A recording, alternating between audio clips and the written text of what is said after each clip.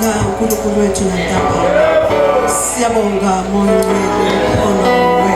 Siyabonga Nkosi yamakhosi uJehova. Ngicela nje ukulaleli iculo elisenhlizweni yami. Kumuso ngaka nothando nokuthethelelwa kweso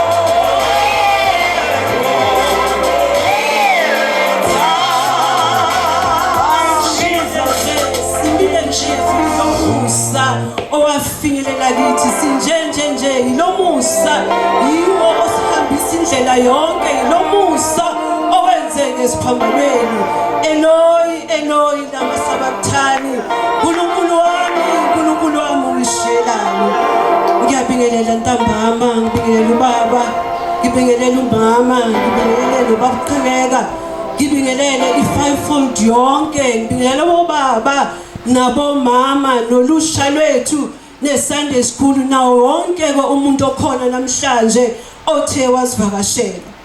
Namhlanje ke sizo celebrate noma kwakungemnandi kodwa sizo celebrate ukuthi mina nawe sakhululwa esiphambanweni wasala konke esiphambanweni sawa yilabo abantu esiyibona. So ngicela sivule uMark 15 verse 34. Mark 15 verse 34. Cela mama khambule umfundele.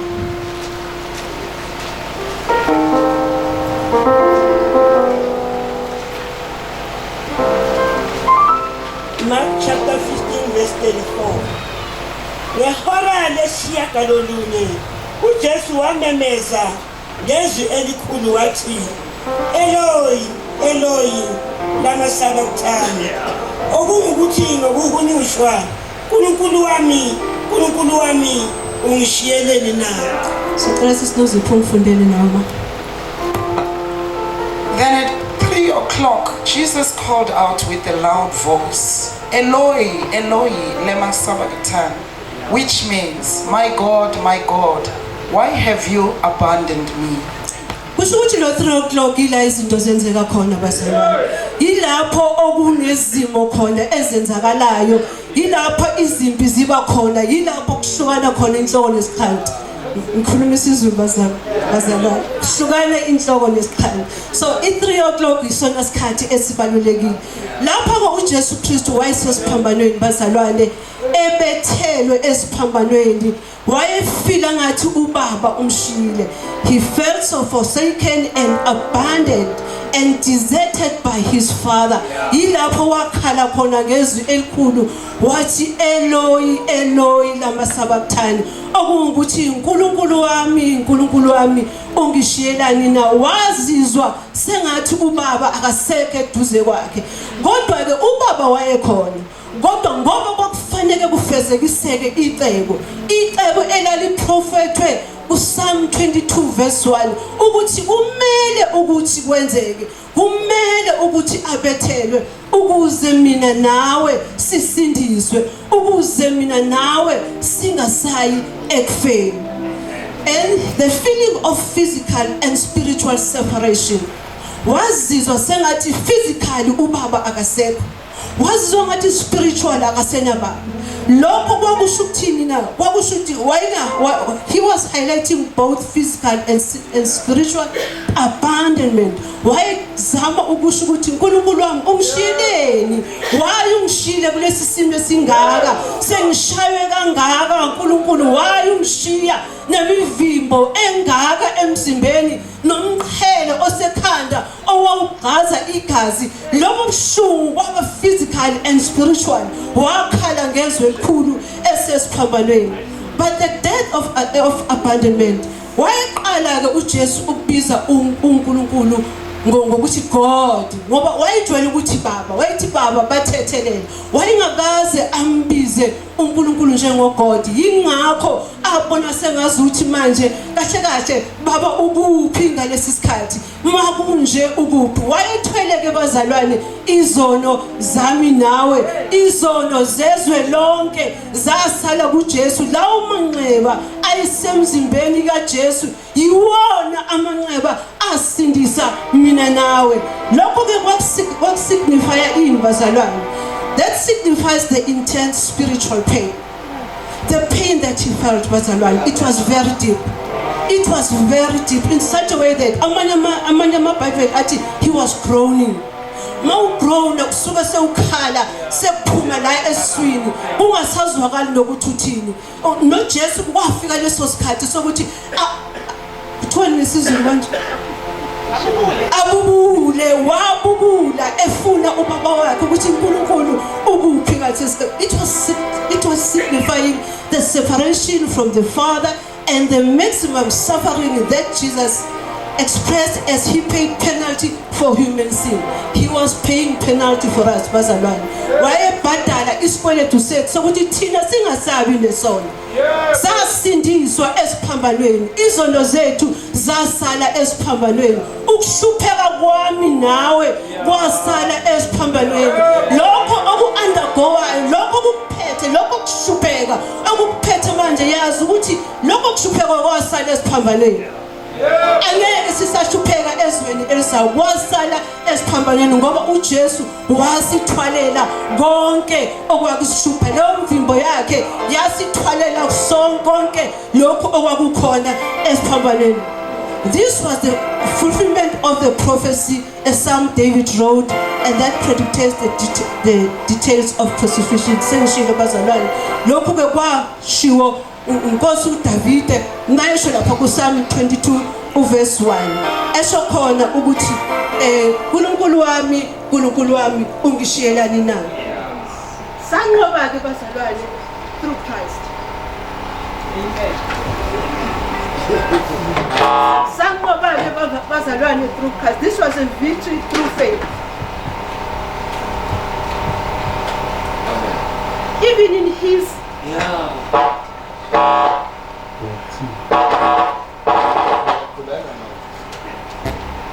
victory through faith. Victory through faith. Even in his darkest moment, Jesus still say, my God. Wayesambiza ngoNkulunkulu noma kwakunzima noma kwakunzima kubuhlungu emotionally wayebubula ekhala kodwa kwakubuhlungu bazalwane ngoba lokho kwakusho ukunqoba nethemba esasiphiwa lona. That shows he was still connected and committed to the Father. Ubudlelwane babo babungahlukene bazalwane. Babuhlukaniswe nje ukuthi wayethwele izono zezwe. And uNkulunkulu wayemfulathele. Okwesikhashana kwaba ukuhlukana kwesikhashana akuzange kube ukuhlukana okupermanent ngoba wathi mayembheka wathola izono zami nawe zigcwele umzimba wakhe bazalwane. Wayengabhekeki ubaba wakhe wayengakhoni ukumbheka ngenxa yezono zezwe ayezithwele. Eloi Eloi lama sabachthani. Nkulunkulu wami ungishiyelani na?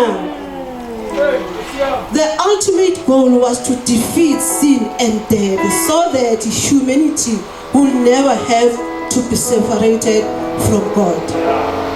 Ukufa bazalwane kwaphela esiphambanweni. Lokho okwakuyikhona izoni zazihlukanisa noNkulunkulu zaphelela esiphambanweni. Ukuhlupheka kwaphelela esiphambanweni bazalwane.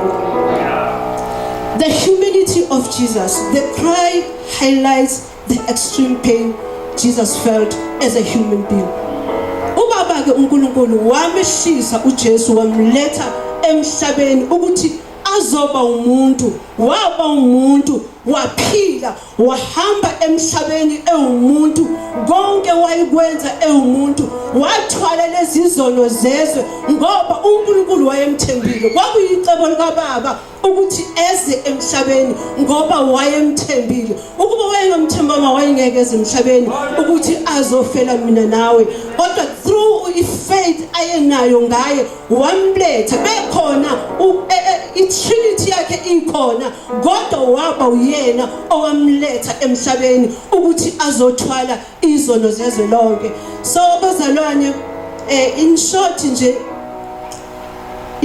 Jesus was forsaken on the cross so that we will never have to be forsaken by God. Jesus was forsaken on the cross. Ubaba uJesu wamfulathela ngenxa yezono zami. Kodwa ke lokho kwakusho ukuthi ke thina ke wayese esimela ukuthi singabe sisaphinde sahlulelwe, singabe sisaphinda sishiywe ubaba wethu. Uma sizivuma izono zethu yena uthembekile ukusithethelela. Bazalwane siyabonga ukuthi noma ngabe yini obhekene nawo namhlanje ubaba ukhona, uNkulunkulu, useseNkulunkulu elusazoba uNkulunkulu. Yazi ukuthi ekugcineni akakushiyanga. Uyazibuza ukuthi sengiseve kangaka, sengisebenze kangaka endlini yakho Jehova, yini impilo yami ingahlangani, yini izinto zami ekhaya zingahlangani, yini abantwana bami bengasebenzi. Kepha konke okwenzakalayo uNkulunkulu seNkulunkulu ukhona. Ngizothi namhlanje let go and let God.